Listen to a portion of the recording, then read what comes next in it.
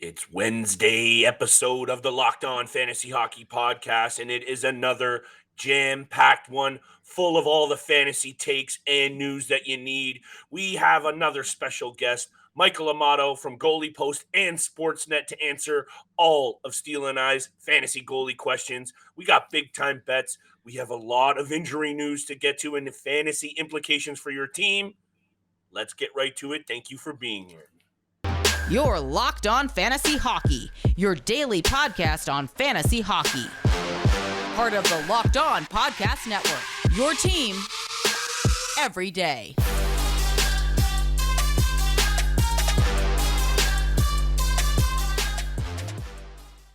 What is going on, everybody, and welcome back to your source for fantasy hockey news. It is the Locked On Fantasy Hockey Podcast, alongside my esteemed and distinguished co-host, Mr. Steele Roden. It's your boy, Big Flip Livingstone. Thank you for making us your first listen every single day. We are available Monday to Friday across all platforms. You find your favorite and hottest content, and that includes YouTube. Thank you for being here for an extra special episode, people. We have a lot to get to on today's show. Big time bets for a mini 3-game board. You know we still have some fire ones for you. A lot of injury news falling out of Monday and Tuesday's action, Steele. So we have to break all of that down because these are some big name pieces going down with varying degrees of severity of injury. And we have a very special guest from Goalie Post, manager of goaliepost.com, and now sportsnet.ca, their fantasy guru, Michael Amato. He's coming up first, Steele. So why don't we welcome our boy Michael Amato on for a big-time goalie chat. Welcome back to the Locked On Fantasy Hockey Podcast. Our special guest, Michael Amato. Thank you so much for joining. We love having you on the podcast here, talking about goalie, the goalie expert himself. We have a ton of goalie questions, actually, but we do want to start with some Vezina candidates because we are two and a half months into the regular season, 3 weeks away from the new year. And for me personally, I think Linus Ullmark has pulled away from a lot of these other goalies. I know there's a couple in there that are catching up to him, but for me, Linus Ullmark is the front runner for the Vezina Trophy this upcoming year. What are you thinking about how his game has been so far with the Boston Bruins? Yeah, I think it's pretty hard to argue that right now. What is he, like 16-1? Yeah, it's just been unbelievable. I think a lot of people probably didn't even look at him as maybe getting most of the starts this year. They probably thought maybe Jeremy Swayman had the edge there. But yeah, it's been an unbelievable run for him, unbelievable run for the Bruins, where some people might have thought they would take a little step back with some of the injuries they had to start the year and some players getting older, obviously. But yeah, it's just been the complete opposite. He's been phenomenal. So he's probably right up there. There's a couple others I think that are in the conversation, but yeah, I think if you were handing the award out today, it'd probably go to him. Vegas odds makers are favoring him as well currently, Amato, plus 330 at DraftKings. Connor Hellebuck is definitely in that conversation as well, along with, your regular cast of characters. Andrei Vasilevsky has bounced back of late. Igor Shesterkin not looking like his same Vezina self, but he is getting better as well. Jake Ottinger in the mix. But I like talking about the New York Islanders' number one goalie, Ilya Sorokin. That record might not feel like Vezina, 10-9-0, but 2.36 goals against, 925 save percentage. He's already got 2 shutouts. Hit me with your take on Sorokin. And if you were a betting man, which I know you don't bet as much as us here, but would you consider a little sprinkle on Sorokin right now at plus 450? Because something tells me he's just going to get better. Yeah, I absolutely would. If it were me and I was picking today, I had to pick 3 nominees. I would pick Ullmark, Hellebuck, and Sorokin. I actually think he's up there for me right now. He's been really good, really consistent. And he actually got a lot better last year when the Islanders got worse, which really impressed me.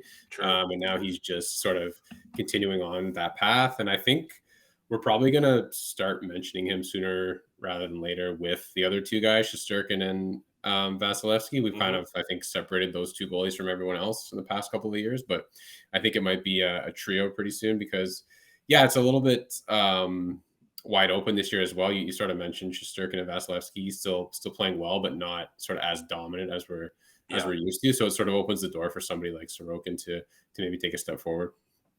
Most definitely.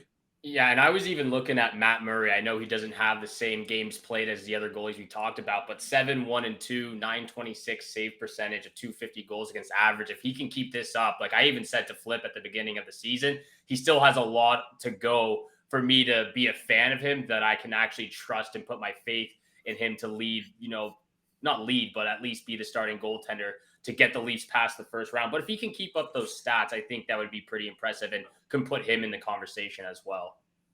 Yeah, it's not crazy. Like he's definitely played well. He's got the numbers. I think it's just like you said, the odds of him kind of hitting that games played mark seems to be tough given his injury history. And I mean, he's been playing really well, but if you look at the last few years, he's had a hard time sort of sustaining this level for a long time. That said, the Leafs are suddenly this like defensive juggernaut out of nowhere. So like, there's a ragtag blue line as well. Yeah, and like the forward group seems really dedicated, to keeping pucks out of the net. So that's definitely going to help him. I just wonder too if it might hurt him a little bit. Like they might want to keep him fresh and avoid injuries, so maybe they're going to play Samsonov more. Who's also been pretty good. Yeah, I know he's been great. So like, I actually think maybe they'll have a chance at like the Jennings Award. Those two together, but yeah, I think they might end up splitting starts a little bit more than some of the others we mentioned to keep them out of consideration. But yeah, it's definitely possible the way it's going. Very quickly before we head on to some of this other discussion that we want to talk to you about, some of these under the radar goalies, perhaps maybe some goalies that you expect to bounce back in the second half of this season. I need to ask you about a couple of these long shot odds here, because I really like a couple of these goalies who there's a lot of season left to be played, who have already had a pretty good start. And if they go on a heater or two, and I mean Jake Ottinger at plus 1,100, I mean Logan Thompson at plus 2,500, and lastly, how about Alexander Gorgiev at plus 2,000? Hey, all of those players on, other than Logan Thompson, so teams so far this season, they get better. Amato, what do you think about maybe sprinkling on an outside chance? Gorgiev, Thompson, maybe even a Tristan Jarry if he improves? What do you think about some of those peripheral guys?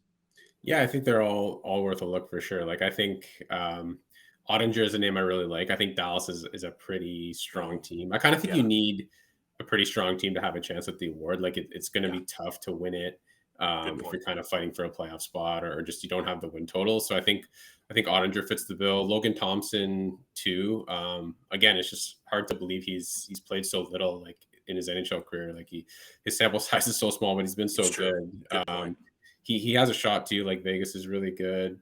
Yeah, and I think Jarry's one of those bounce back candidates for sure. He was like a buy low option I was recommending for a lot of people when he was struggling. So I think all those guys definitely have a chance. There's a lot of season left to play, and I know some of the names we've mentioned early, like obviously Allmark has done really well, but it's going to be hard to think he's going to keep up that 16-1 sort of pace the rest of the way. So I think some of these goalies are going to fall back down to earth a little bit. I don't think anyone's like truly run away with it yet. So all those other guys still have a shot. Great points.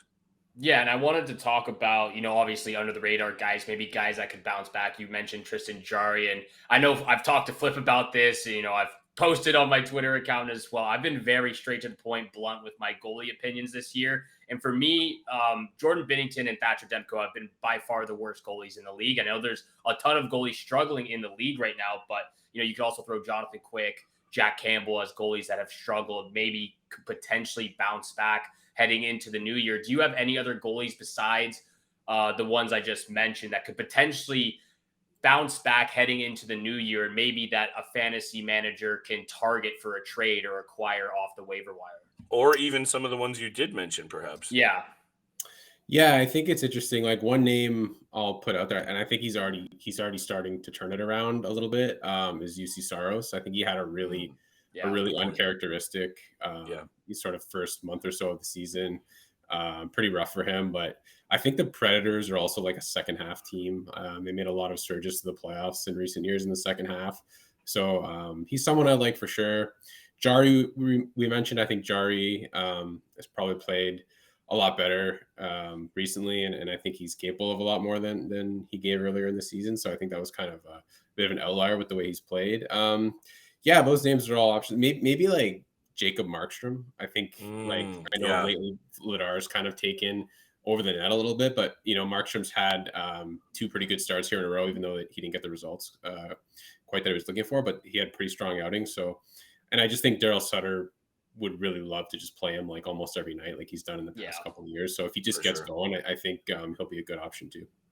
One of the players that I know you are very high on, and kudos to you because you've been talking about him for almost, I feel, a full season on Twitter. By the way, please go and check out and follow Amato at Amato_Mike. Great follow on Twitter. Check out Goalie Post. Check out his content at sportsnet.ca, the fantasy guru over at Sportsnet now. Check it all out because you'll appreciate the content. You have been talking about Pyotr Kochetkov for now a long time. You mentioned it on a couple of the episodes with us in the offseason. I drafted him and I stashed him in my minors slot. And now there's a very interesting situation that's developed in Carolina because we know their duo of Antti Raanta and Frederik Andersen could get it done. And this is a stingy defensive team. And now all of a sudden, they have this young Russian goalie who has been very, very good. And I don't know what they do here, Amato, but what are your takeaways with this situation? Do you maybe poke around at a Frederik Andersen in the fantasy circles because guys might be ready to sell on him? Hit me with your take on that because he was one of your under-the-radar guys over the last season and a half.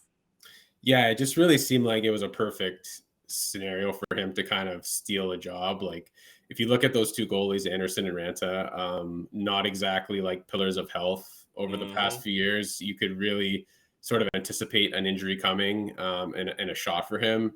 And then like you said, the team is really good. Good team in front of him, good defensively. That's kind of what you need for a goalie like that to take over.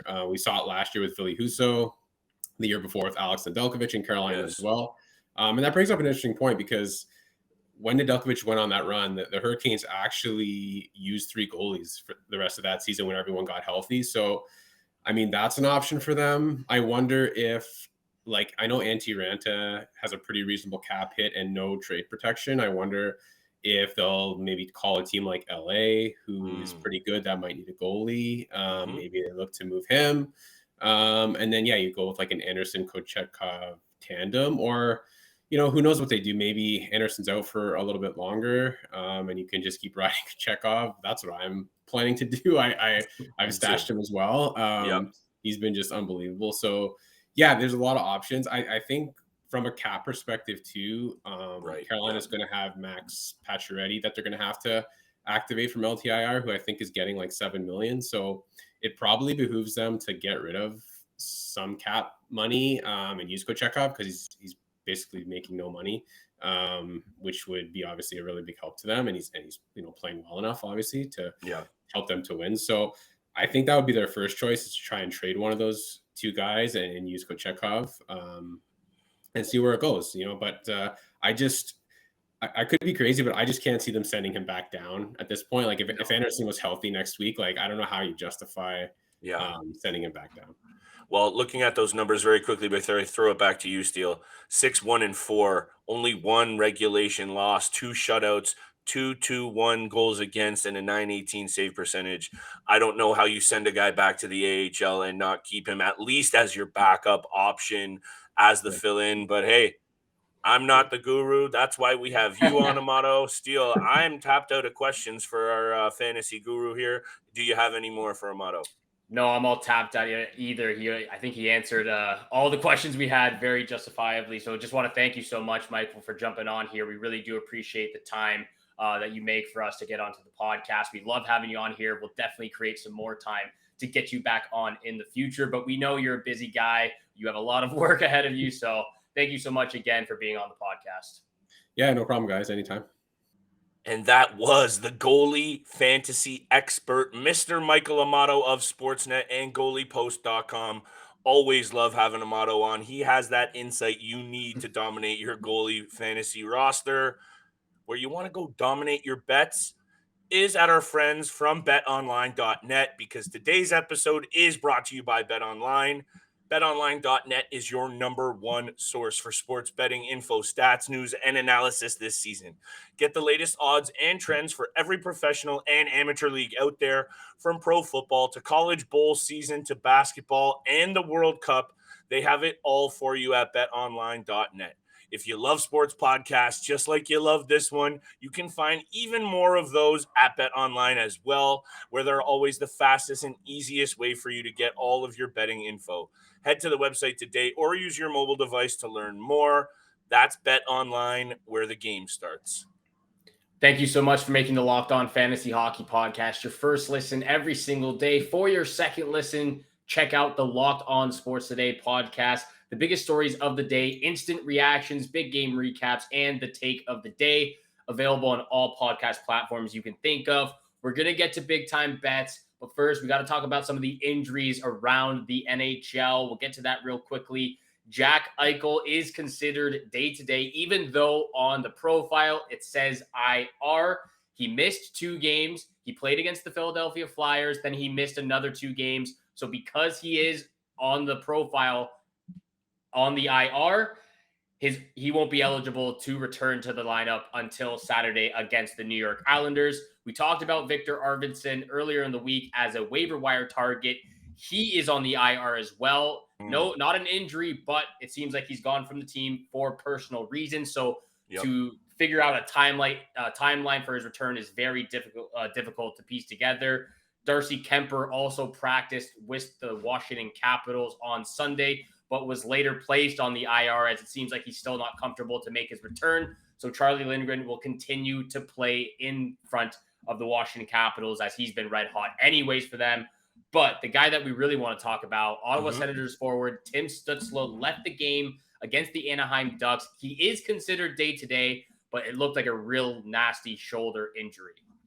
It was just a nasty little play there. He falls into the boards awkwardly. He's taking a little bit of pressure as well from that Ducks forward, Brett Leeson, almost leaning into him. I don't even think it was really a dirty play or anything. It was just kind of, it was a penalty, I believe. He got interference, but it wasn't any kind of, intent there. Just unfortunate. And, the Ottawa Senators already dealing with a major shoulder injury and surgery to Josh Norris. Shane Pinto is having shoulder issues as well. Just when it's starting to look real good for the Senators, at least pointing in the right direction, Cam Talbot, a big reason for that. Timmy Stutzle, I'm high on this player, Steele. Yeah. And, hey, we are diehard Maple Leafs fans around here, but you never want to see players get injured, and you never want a team's lack of success or your team's success to be on injuries. And I do feel for Ottawa Senators fans for a hot second, and then I'm over it. But anyway, Stutzle, 10 goals, 17 assists, a major fantasy piece, one who is really just, I think, hitting his stride. You and I can agree on that. And I just wanted to say, him going down now, if Cam Talbot somehow doesn't continue to hold it down, I think this could go off the rails quickly for the Ottawa Senators, already down Josh Norris. DeBrincat had 2 goals the other night. They still have Brady Tkachuk. We know they still have pieces. But Tim Stutzle and Josh Norris out now, Steele.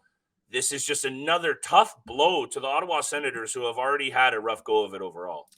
Yeah, it is a tough blow. Norris actually didn't have to have surgery at the end of the day. He is just rehabbing, so they are going to look at him later in the month of January. Yeah, you're right. Tim Stutzle, it wasn't a vicious or a malicious play. It was just leaning on him against the boards. It's just the way you go into it that is really the fluke of the situation for Stutzle. Yeah. Funny enough, but not funny at the same time. Every single player that we just listed off, I have on my fantasy team. So my team is like a Band-Aid right now. I need to figure out some trades potentially, or just keep it for the next while and see what might happen. But again, we don't know the extent of Stutzle's injury. We'll figure that more later on Wednesday night when more information comes out. Now for Wednesday's big time bets. Let's start with that Ottawa Senators Montreal Canadiens game, Flip, if you don't mind. I wouldn't, because we only got 3 games on this board, Steele, so it's going to be a mini session here. There are only 3 games on the board. I'm going to take the Canadiens on the money line against these Ottawa Senators. Interesting. It all depends, again, on what is happening with the Tim Stutzle situation. If he is able to return to the lineup, I might end up switching this pick to the Ottawa Senators, but like you said, he's a big part of this organization. The fact that they've already lost Josh Norris, a couple of other injuries as well, they're really going to have to depend on Cam Talbot to get the dub, but I've got the Canadiens in a very close game. Yeah, here's my thing, Steele. Montreal has not looked good, in my opinion, over the last Have couple not. of games, and their offense is really starting to sputter. Cole Caulfield also left the game on Monday night with an injury, but it looks like he's traveling with the team, so it could be a minor ailment. He should be back in there, but he's banged up, that's for sure. And, I just don't like what I'm seeing from the Montreal Canadiens at all. And I actually don't mind riding with Cam Talbot here because he has looked a lot better. He's looked And good. and just listen, because I'm going with a big flip triple dip, pal. And if you don't There we mind, go. There I'm we going to go. just ream off all three because the Let's last do two it. that I've done have gone 2 for 3. So I'm going to go back to the well here in a few different situations. And I'll start with this.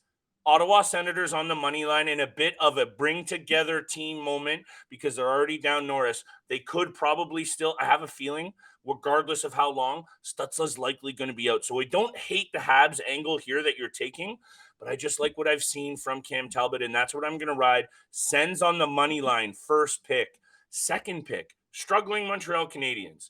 Now you're down a couple of offensive stars in Ottawa and a good goalie in Ottawa. That's just telling me an under. That's my second pick here, Steele. Give me the under. It's at 6. If it drops to 5.5, like we talked about with that other game the other night, I'm going to be scared and I might stay away. But right now, under 6 at plus 108, that's my second pick. And very quickly, my lock of the night, and I'm really feeling this one. We haven't talked about my boy Drake Batherson in a while, and he's starting to pick up a bit of steam. 7 goals, 17 assists, very quietly, 24 points in 28 games this season, Steele. And how about 3 straight games with at least 1 assist? He had 2 assists against the Sharks 5 games ago. He's an assist machine right now. Give me the Drake Batherson. Anytime assist, that's my lock of the night. And if you're not feeling any of the others, that is one that I'm feeling very confident in. I do like the under in this game. The Canadians just coming off a 2-1 shootout win against the Calgary Flames the other day as well. So I can see an under in this game as well. Cam Talbot, 3-0 shutout win against the Ducks in that game that they lost Stutzle. So I like the under for that game. I like the flip triple dip. The second game, I'm actually taking those Calgary Flames on the money line against these Vancouver Canucks. Again, I went to that Minnesota Wild Canucks game. Wild shut them out 3-0. The Canucks just don't look good. There's so much going on with the organization, trying to trade Bo Horvat, trying to trade Besser as well. So there's a couple of different targets there. Yeah. Flames on the money line for my second pick, but I'm going to my favorite team in the league right now, the Minnesota Wild. No. Minnesota Wild on the puck line against these Detroit Red Wings. Oh, puck line. Here we go. Little puck line guru here action for you. They've won 5 of their last 6 matchups against the Detroit Red Wings, and in that time, they outscored them 28-16. So they did lose the last game they played, but the 5 previous, they won all of those. 5 out of the 6, 28-16 outscored against these Red Wings. Fleury looks good. The players up front look good. I like what I'm seeing on the blue line, even though we don't get that offensive production like a lot of the other teams. Wild on the puck line for my lock of the night. Flips lock of the night, anytime assist from his boy Drake Batherson. Thank you so much for making the Locked On Fantasy Hockey Podcast your first listen every single day. Once again, please check out the Locked On Sports Today podcast. The biggest stories of the day, instant reactions, big game recaps, and of course, the take of the day. Available on the Odyssey app, YouTube, and wherever you get your podcast. And thank you so much for tuning in for today's episode with Flip and I. Have a great day. Good luck with all your bets out there. And we shall see you back here again tomorrow.